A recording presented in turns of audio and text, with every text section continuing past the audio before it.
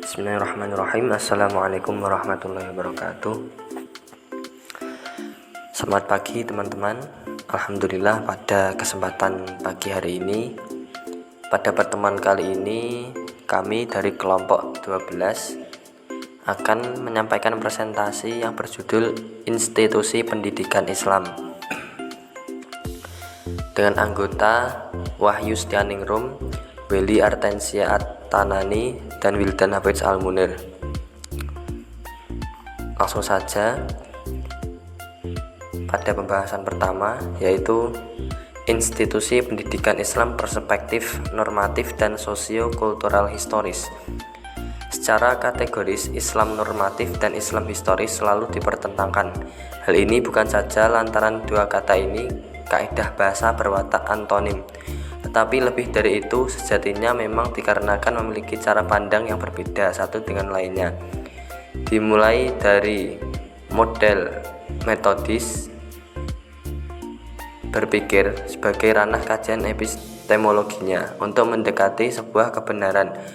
Karenanya dalam konteks seperti ini sangat mudah dipahami adanya pendapat umum yang mengatakan bahwa dua kategori ini seakan tak akan pernah dapat didialogkan, apalagi saling membutuhkan. Kondisi seperti ini semakin diperparah lagi ketika telah terpenjara dan terkooptasi oleh kepentingan kelompok, dan telah pula ditarik masuk dalam ranah konsumsi politik. Maka yang akan terjadi diantaranya mudahnya lahir gesekan dan ketegangan sosial dalam realitas kehidupan masyarakat umat beragama. Dan lebih mengerikan lagi bagaimana diungkap oleh Jacques Derrida adalah munculnya upaya dogmatisasi dengan segala bentuk perangkat institusi rasionalisasi yang tujuannya dengan dukungan kekuatan rasio ansich yang didasarkan pada grand teori yang telah dimapankan yang menjelma dengan wajah logosentrisme oposisi biner. Selanjutnya yaitu tentang normatif. Normatif yang berasal dari kata norm berarti berpegang teguh pada norma atau pada kaidah yang telah ditetapkan. Sedangkan historis yang berasal dari kata histori berarti segala sesuatu yang berhubungan dengan sejarah atau kesejarahan. Dengan demikian, Islam normatif adalah Islam yang berpegang teguh dengan norma dan prinsip yang telah ditetapkan. Sedangkan Islam historis adalah Islam yang berpegang pada gejala dan fenomena yang berhubungan dengan realitas kesejahteraan kehidupan manusia yang dinamis. Pendidikan Islam perspektif historis adalah kajian pemberdayaan umat berdasarkan dalam Al-Quran dan hadis dalam konteks historis. Artinya, penerapan normatif pendidikan Islam bukan hanya menyangkut kronologi peristiwa, tetapi lebih penting adalah dampak peristiwa tersebut terhadap pemberdayaan umat. Selanjutnya, sosiologi. Sosiologi pendidikan menurut Mahmud adalah ilmu pengetahuan yang mempelajari prosesnya interaksi bagi setiap orang yang terlibat di dalam kegiatan pendidikan. Adapun tujuan sosiologi pendidikan menurut Lester Frankworth yaitu untuk mengatasi masalah sosial, misalnya kemiskinan, keterbelakangan, dan kebodohan dengan pendidikan. Istilah pendidikan dalam konteks pendidikan Islam telah banyak dikenal dengan menggunakan terminologi yang beragam, yaitu tarbiyah, ta'lim, ta'dib. Masing-masing istilah mempunyai makna dan pemahaman yang berbeda, sehingga walaupun memiliki kesamaan makna dalam beberapa hal tertentu, pemakaian ketiga istilah tersebut terlebih lagi jika pengkajiannya didasarkan atas sumber pokok ajaran Islam, yaitu Al-Quran dan As-Sunnah. Selain akan memberikan pemahaman yang luas tentang pengertian pendidikan Islam, secara filosofis akan memberikan gambaran mendalam tentang bagaimana sebenarnya hakikat dari pendidikan Islam. Institusi pendidikan Islam informal atau keluarga, pendidikan utama dan pertama. Yang pertama yaitu pendidikan informal atau keluarga.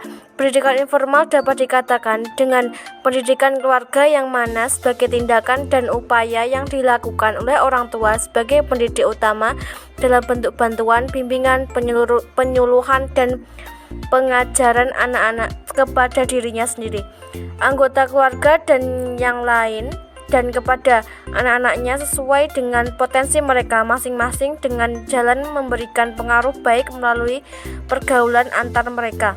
Tujuan pendidikan informal secara umum dikatakan bahwa menjadi tujuan pendidikan dalam keluarga ialah anak dan anggota keluarga dapat tumbuh dan berkembang semaksimal mungkin sesuai dengan kemampuannya untuk menjadi seseorang yang mandiri dalam masyarakat dan dapat menjadi insan produktif bagi dirinya sendiri dan lingkungannya. Yang ketiga yaitu lingkungan pendidikan informal dalam Islam. A. Pendidikan keimanan, B. Pendidikan akhlak, C. Pendidikan intelektual, D. Pendidikan fisik, E. Pendidikan psikis. Pengertian pendidikan informal keluarga. Menurut Undang-Undang Psikisnas, pendidikan informal adalah jalur pendidikan keluarga dan lingkungan. Kegiatan pendidikan informal yang dilakukan oleh keluarga adalah lingkungan berbentuk kegiatan belajar secara mandiri. Hasil pendidikan diakui sama dengan pendidikan formal dan non-formal setelah peserta didik lulus ujian sesuai dengan standar nasional. Pembahasan yang selanjutnya yaitu institusi pendidikan Islam formal, madrasah dan jamiah Islamiyah. Pengertian lembaga pendidikan Islam formal adalah bila dalam pendidikan tersebut diadakan di tempat tertentu, teratur, sistematis, mempunyai perpanjangan dan dalam kurun waktu tertentu, berlangsung mulai dari pendidikan dasar sampai pendidikan tinggi dan dilaksanakan berdasarkan aturan resmi yang telah ditetapkan. Berikut akan dijelaskan beberapa lembaga pendidikan Islam formal seperti madrasah atau sekolah Islam dan perguruan tinggi agama Islam. Yang pertama yaitu madrasah atau sekolah Islam. Secara etimologi, madrasah berasal dari bahasa Arab isim makan, darosa, yang artinya tempat belajar atau sekolah. Sedangkan secara terminologi, madrasah adalah lembaga penyelenggaraan kegiatan belajar mengajar secara terpadu dan sistematis. Kemudian yang kedua yaitu perguruan tinggi agama Islam Jamiah Islamiyah. Perguruan tinggi agama Islam sebagai salah satu lembaga pendidikan Islam sangat dibutuhkan oleh masyarakat bangsa Indonesia yang mayoritas penduduknya Muslim.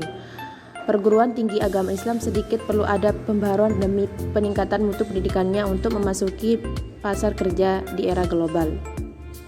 Tugas perguruan tinggi agama Islam sebagai lembaga pendidikan tinggi agama Islam adalah perlu menciptakan dan mengembangkan sistem pendidikan berwawasan pasar kerja agar menghasilkan lulusan yang mampu memilih tanpa kehilangan peluang jati dirinya, serta mampu berkompetisi dalam memasuki kancah pasar. Pembahasan yang selanjutnya yaitu institusi pendidikan non-formal, maktabah, majelis taklim, kegiatan keagamaan, dan pesantren. Yang pertama yaitu maktabat atau perpustakaan. Perpustakaan memegang peranan penting dalam menyukseskan tugas-tugas lembaga pendidikan dalam bentuk yang lebih sempurna dan juga membantu berlangsungnya terus-menerus pelajaran, prestasi, penelitian, perorangan serta memudahkan cara-cara memperoleh pendidikan dari orang banyak. Kemudian yang kedua yaitu majelis taklim. Majelis Taklim adalah lembaga pendidikan non-formal yang menyelenggarakan pengajian Islam. Lembaga ini berkembang dalam lingkungan masyarakat Muslim di Indonesia, baik di Jakarta maupun di daerah-daerah lainnya. Penamaan Majelis Taklim lebih banyak ditemukan di Jakarta, khususnya di kalangan masyarakat Betawi. Sementara di daerah lain lebih dikenal dengan pengajian agama Islam. Meskipun kata Majelis Taklim berasal dari bahasa Arab, namun istilah itu sendiri tidak digunakan di negara atau masyarakat Arab. Kemudian yang ketiga yaitu Remaja Masjid. Remaja Masjid adalah suatu organisasi kepemudaan yang diadakan di setiap masjid, yaitu semua muslim sudah akil balik yang berkediaman di sekitar masjid. Dalam praktek, organisasi ini diisi oleh sekumpulan orang, biasanya disebut pengurus yang memiliki tugas dan tanggung jawab masing-masing. Remaja Masjid adalah merupakan organisasi masjid, dengan demikian berarti sebuah badan yang terdiri dari para pengurus masjid yang mengelola dan mengurus masjid. Organisasi masjid ini sebagai tempat ibadah maupun sosial kemasyarakatan. Yang keempat yaitu pesantren kilat. Pesantren kilat yang dimaksudkan di sini adalah kegiatan yang biasa dilakukan pada waktu hari libur sekolah yang seringnya diadakan pada bulan puasa dan diisi dengan berbagai bentuk kegiatan keagamaan seperti buka bersama, pengajian, dan diskusi agama atau kitab-kitab tertentu, salat tarawih berjamaah, tadarus Al-Quran dan pendalamannya, dan lain sebagainya. Jelasnya, kegiatan ini merupakan bentuk kegiatan intensif yang dilakukan dalam jangka tertentu yang diikuti secara penuh oleh peserta didik selama 24 jam atau sebagian waktu saja dengan maksud melatih mereka untuk menghidupkan hari-hari dan malam-malam bulan Ramadan dengan kegiatan-kegiatan ibadah. Yang pasti bahwa kegiatan yang dijalankan di sini ada mencontoh apa yang dilakukan di pesantren-pesantren pada umumnya, ya, baik yang bersifat salaf maupun yang modern. Cukup sekian presentasi dari makalah kami. Kurang lebihnya kami mohon maaf.